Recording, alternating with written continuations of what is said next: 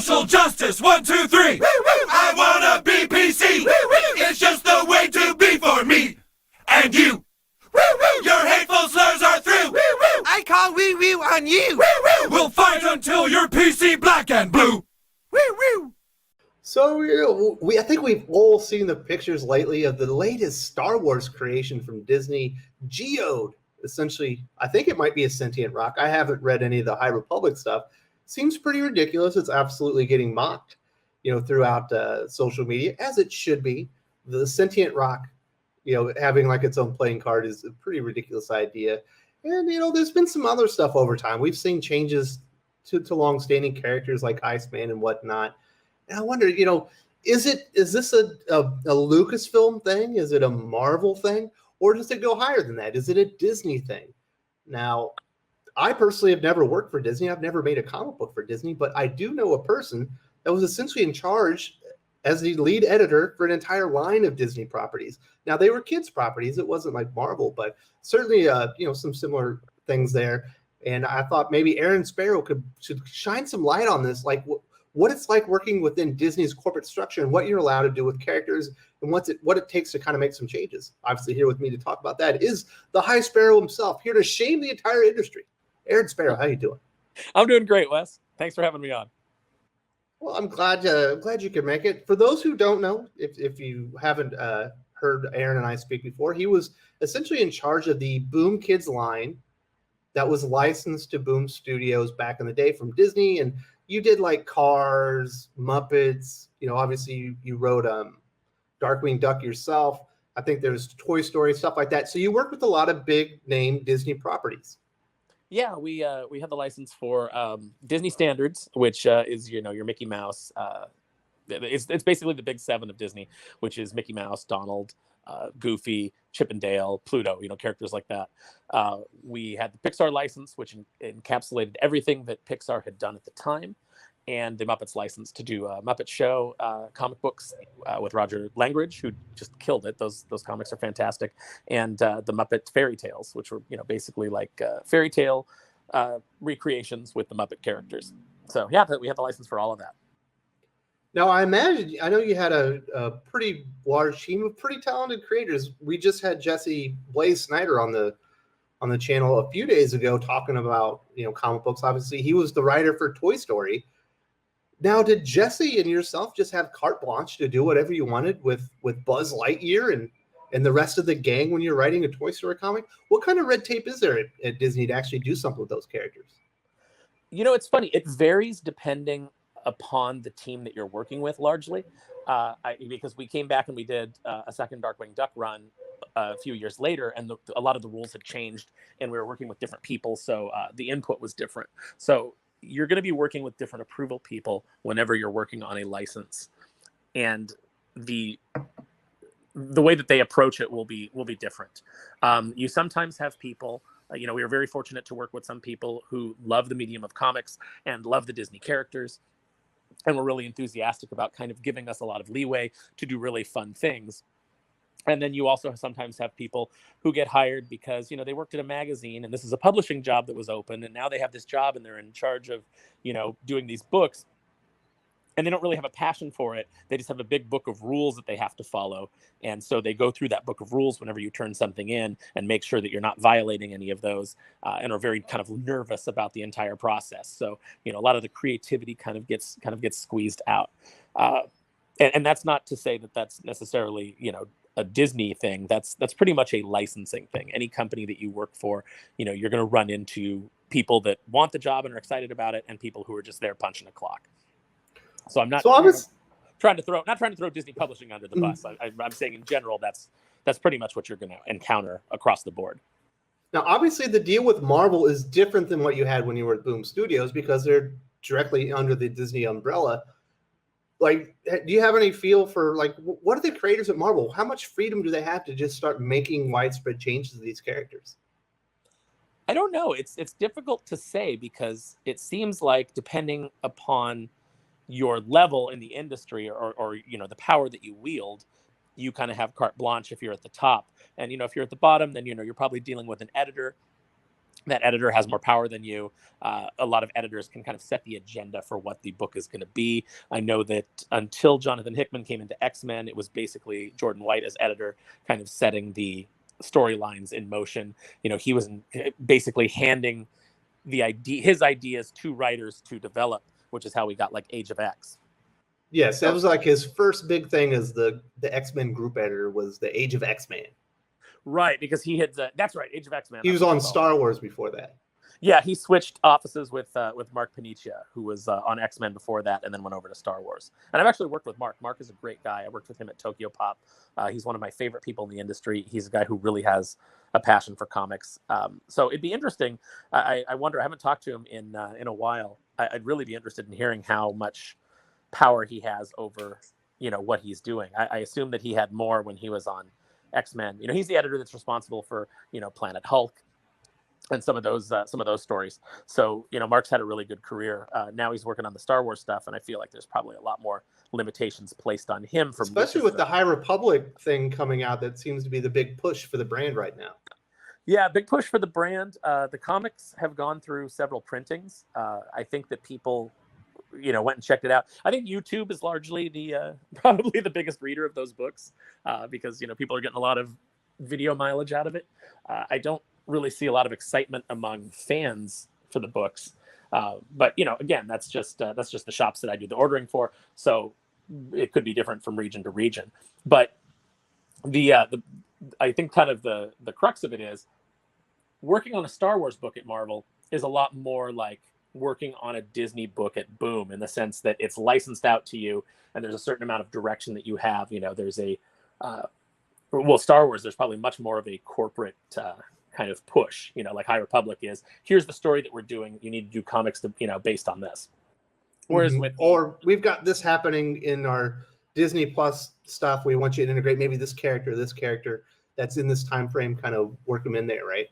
Yeah, exactly. Or it may even be something where they say like, hey, we're developing this for Disney Plus, would you like to do some tie-in material? And then you kind of have the freedom to develop that. So there's a lot of different ways that this can work. When we were doing the Disney books at Boom, we were basically taking pitches and pitching the stories. It wasn't Disney Publishing coming to us and saying, we want to do a Mickey story where he goes and he does this. Actually, at Boom, we didn't even do any original Mickey stories. The Mickey stuff was all reprints. The only stuff that was being done originally was all the Pixar books were original because there was no real Pixar comics to reprint. There hadn't been any at that point. And it was kind of funny. We would go into meetings and Boom would like to say, oh, well, Pixar handpicked Boom to do, to be the first company to, bring their characters to comics. And that wasn't true at all. Pixar was actually very nervous about comics being done with their characters. It was licensed out to us by Disney Publishing, and Pixar largely did not like it. But to their credit, they worked with us as best they could. And there were some pitfalls that we encountered, which we'll talk about. But you said I know you had Jesse on earlier in the week. He wrote Toy Story for me. He also did some Muppet stuff. He actually pitched me on Muppets before I was able to get him on that. And I said, well, give me some Toy Story stuff because I actually have a need of that right now. And it could probably get you working if you've got a good pitch. And so Jesse came up with a story. He said, like right when I asked him that, he just off the top of his head, he said, I was kind of like wondered when I watched the movie, like, what if you got like a second Buzz Lightyear toy? When you were a kid, you'd have a toy and then like your aunt would come over or whatever for your birthday and she'd give you a toy that you already had and you'd have to go to the store and return it. And he goes, so I kind of always thought this idea would be kind of funny if, there was a second Buzz. And then he didn't want to leave the room, and so he knocked out the other Buzz and put him in the packaging, and that Buzz got sent back to the store, and Woody and the toys. Sounds eerily familiar to a movie plot that I saw. Does it really? In Toy Story. Yeah, and that's that was kind of the thing, is a lot of the things that we did and a lot of things that we were told that we couldn't do ended up being in the films. One of the things that Jesse wanted to do is he wanted to put Mr. Potato Head's parts on another piece of, like on a piece of actual fruit, through, part of the story. And they were told that we were told that we couldn't do that. Mr. Potato Head had to remain on his potato body. You couldn't do anything else with him. And then in Toy Story 3, like he ends up on a cucumber on a tortilla. So I don't know if these are all things that were in development or these are just, things that they're allowed to do in the movies because you have a lot more leeway. Obviously, when you're working on one of the movies, you're working with the people in charge, and when you're working on comics, you're working with some approval people that are just trying to keep their jobs, so they don't want to do anything too controversial. Our big problem with all of the Disney books is, both Jesse and I have such a love of comics and of the Pixar films and of the Disney properties, and we're just really enthusiastic about these things, and so we wanted the comics that we were bringing to be as high quality as the films, or as the television shows, whatever the IP was, because we know how passionate fans are about this, and we're passionate about it, and we wanted to bring that to the comics. And in a lot of ways, we were always shooting too high. We were shooting for the moon, and you're not really allowed to do that in licensed comics. You gotta pull it back a bit. Now, Pixar was very receptive to it. The people at Disney Publishing were very receptive to it. What we found was that it was Boom Studios that was less receptive to it. I actually had a meeting with the CEO of Boom at one point, because we were running into problems with some of our Toy Story pitches, because Pixar was saying, like, you can't do this, you can't do that. And I remember I got yelled at and was told, I said, well, I'm just trying to make these books mean something. I want to create a line that means something, and I want them to feel like a Pixar film. I want them to have the same heart, and I want them to have the same. And I got yelled at, and I was told by by my boss at Boom that it didn't matter. It was Pixar. We could have 22 pages of Woody and Buzz sitting in the same room just having a conversation, and people would still pay for it because it was Pixar. It didn't matter what the story was. What mattered was the brand. And that was. I think that might be kind of one of the problems that we're seeing just with like some of the stuff Marvel's doing. Now, it sounds like the team over at Star Wars probably has more restrictions and more oversight, probably from Lucasfilm. Maybe the Marvel people, depending on who your editor is, depending on your seniority in the company, you might have more carte blanche with the characters. Now, I think it kind of ties into something I think a lot of viewers of the channel, and I certainly think I've felt like, do you think there's a corporate mandate? Do you think Disney themselves are going out, to Lucasfilm, to Marvel Studios, to some of these other properties that they have, and they are pushing, some agendas as far as what they want to push on to, some of the next generation of readers and things, just as far as like personal values and stuff like that, because that's kind of feels like what they're trying to do. With Lucasfilm, I think there is. I think with Disney Publishing, I think that there's probably not. People tend to think of Disney as a monolith. If Disney makes a decision, at the corporate level, then everybody's like, oh, everything about Disney is bad because of this and that and the other. If they disagree with the decision, that's not really the way it is. Disney is several different departments. There's a lot of moving parts. So one part of the company doesn't necessarily know what the other part of the company is doing, and the people in charge of that part of the company might have a different, a different plan for what they want to do. It's, like I said, it's a many-headed beast. Disney has their fingers in so many pies. It's like like Lucasfilm pushing Rey, who many people feels like a Mary Sue, and then Marvel kind of pushing Carol Danvers in as Captain Marvel and essentially creating a new Mary Sue. Those could be completely different creative teams. There might not any causality or connection between the two. It just might be two different directions on two different lines that aren't connected at all. That is absolutely true, and it may be that one group sees what the films are doing. You see that they're pushing Rey, and they're going to push kind of like a girl power narrative, and they may agree with that, and also want to do it like, we should be doing that with our characters too. Or it may just simply be fear, where they say like, oh, this is the direction that the company's going. I want to make sure that I'm on the right side, of where the company's headed, and they mimic that. There is a lot of fear in these companies.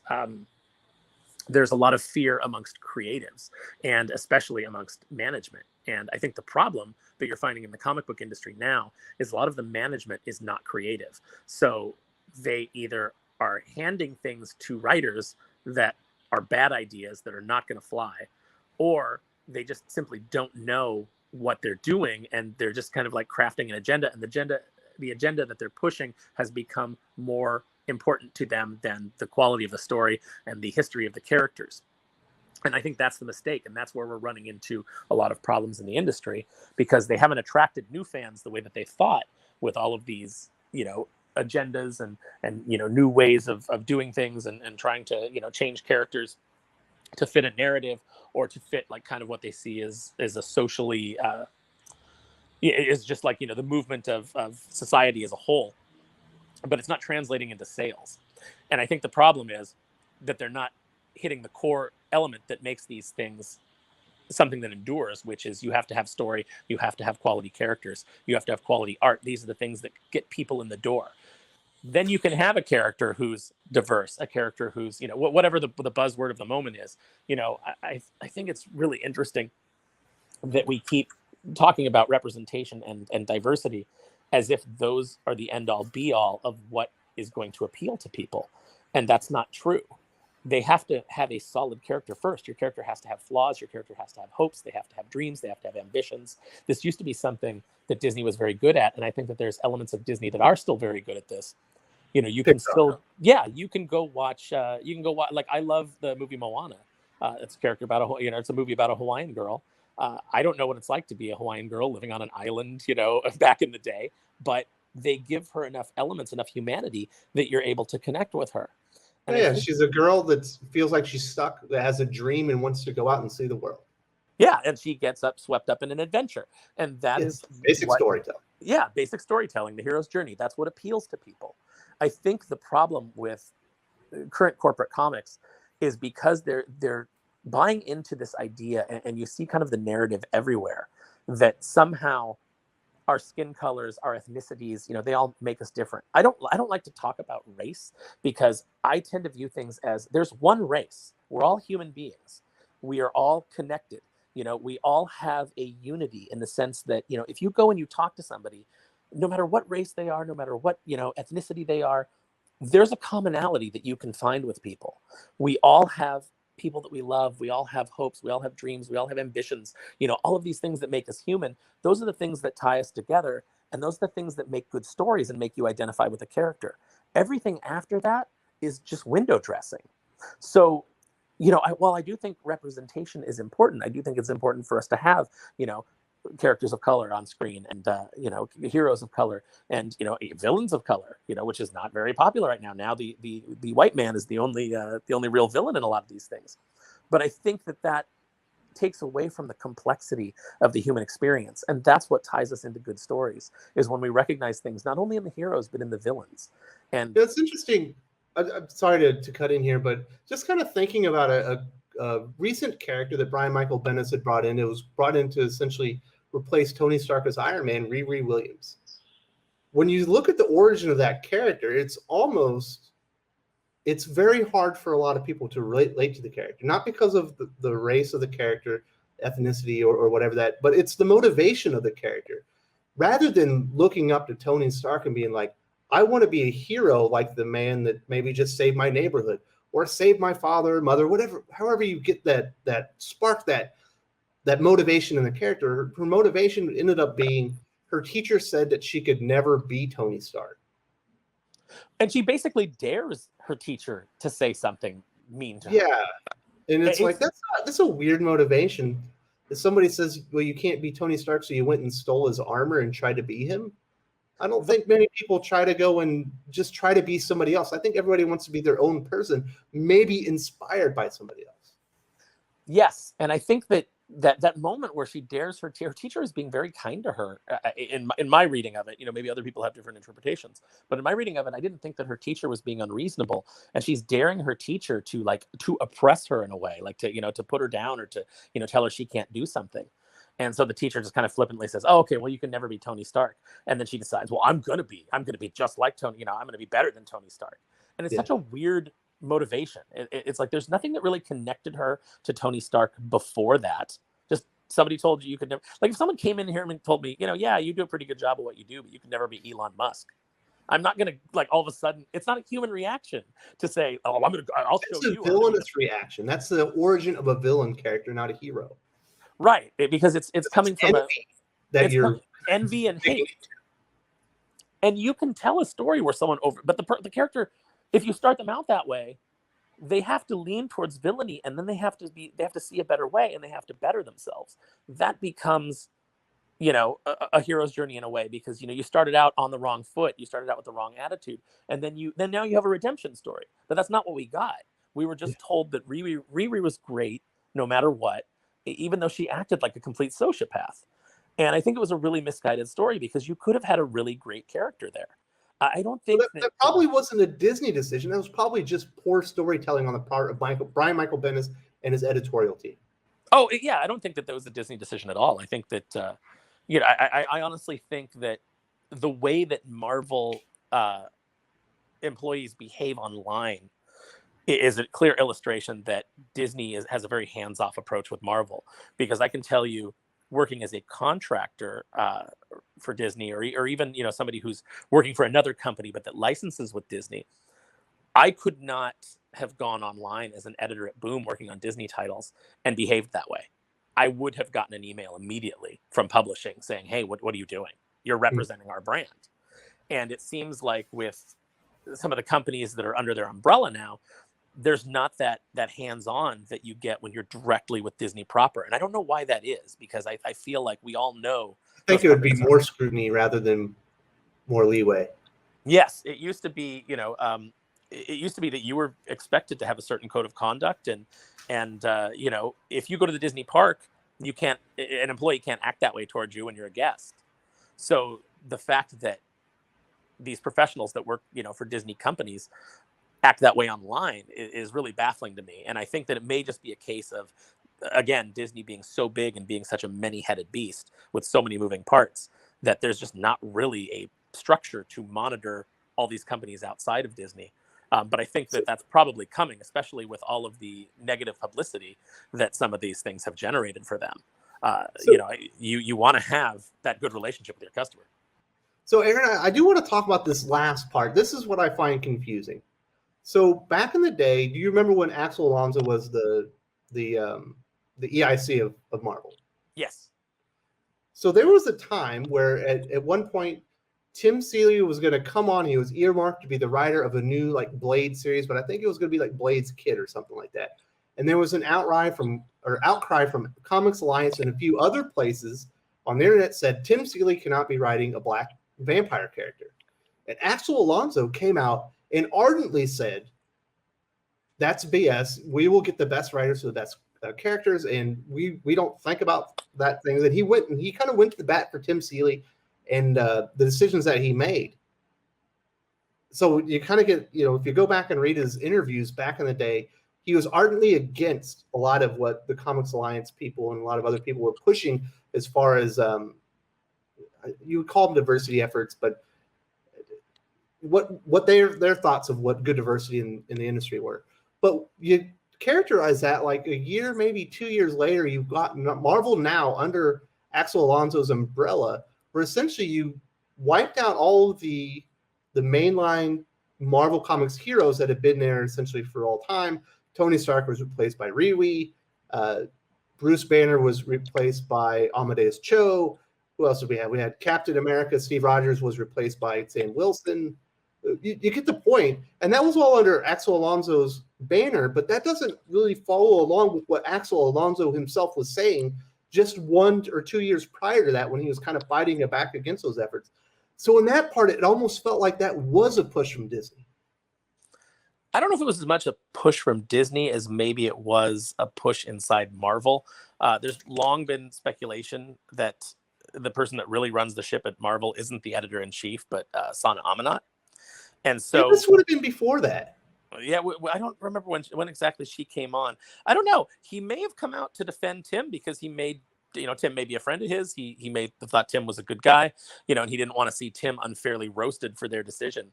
But he may have agreed with it privately that, this is the direction. My understanding is he doesn't. And we see what he's doing with his AWA comic books, specifically with Erratic.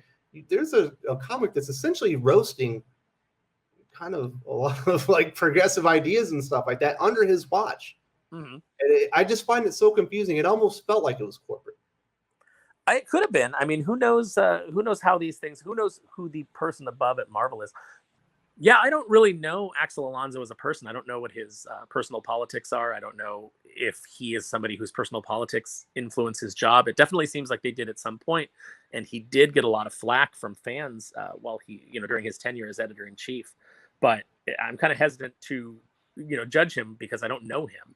And I've never worked with him, so I can't really speak to that. But just in a general sense, it may be that there was that pressure coming from above, from whoever makes those decisions and gives the directive to Marvel as to what they're going to do.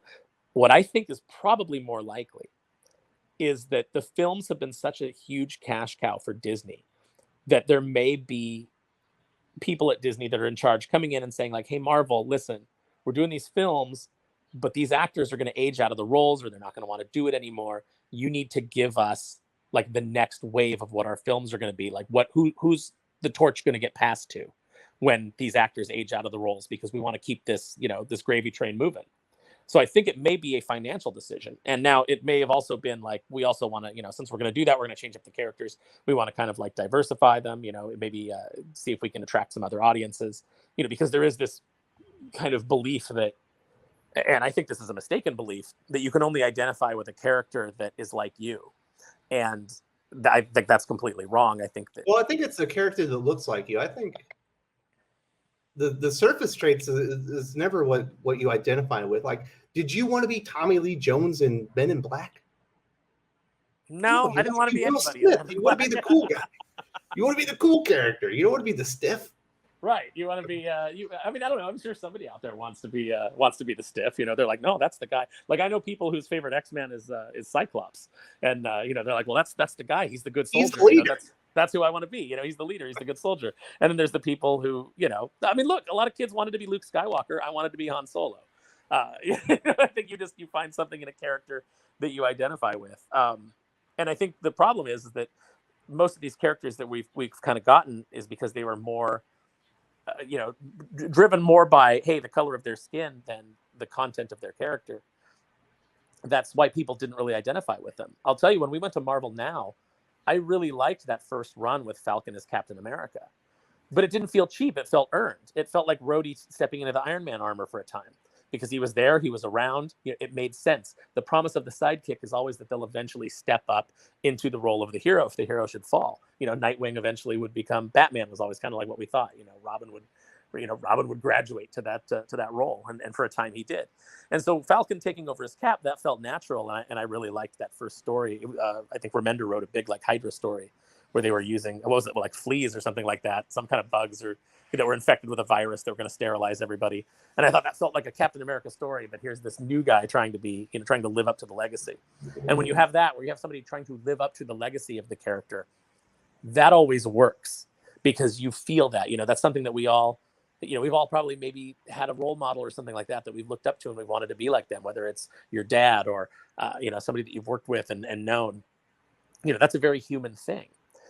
The problem with Riri Williams is nobody really wanted to put themselves in their shoes, where it's like, we like Tony Stark. We don't want to read about somebody who thinks Tony Stark sucks and wants to do better than him. We're not going to identify with them. We like Tony. And if she liked Tony and wanted to, like, hey, I can be, I can rise to that level, we would probably respect that character more, because it's like, yeah, she has she has an appreciation for Tony Stark, and she wants to like stand on that foundation and go to the next level. That's something. Have you ever read Amadeus Cho? No, I avoided it. This is every single issue. This is what he says: I'm the third smartest person in the world. It's like, eventually that gets annoying. You don't want to hang out with somebody that all they do is remind you how smart they are. Like, I was number 2 in my class at Columbia. It's like, well, good for you, man. Let's talk about something else. You said that enough. And it felt like that's the only thing that defines the character. The other problem is, whenever you write a character that's that smart and that is constantly reminding you how smart they are, they have to prove it every issue, because they said it at the beginning. And if you as a writer are not that smart, you're not the third smartest person in the world, that character is not going to come across as being that smart. The reason people can write Reed Richards is, largely there's been a lot of like really smart people that have written him, but you better know some science, even though a lot of it is just, gobbledygook and fantasy science, from a comic book. Much like, when you watch Star Trek and they're like, well, we'll emit a tachyon pulse and that will disrupt, et cetera, et cetera. And it's nonsense science, but it's like, at least there's a basis of the things that they're talking about. If you go and you watch Star Trek Discovery, they talk about like black holes and things like that. And if you have even the most rudimentary knowledge of science, you're like, that's not how black holes work. That's not what a black hole is. That's not the way that this that this should go. But they're just doing it because it sounds cool. And I think that that's the problem that when you have like Dan Slott on a book with Tony Stark. Tony Stark is a genius billionaire industrialist, good with the ladies. These are all things that Dan Slott doesn't know. So it's hard for him to write that character. Like, he's the wrong choice. You have to have somebody who has some of those experiences that they can draw on.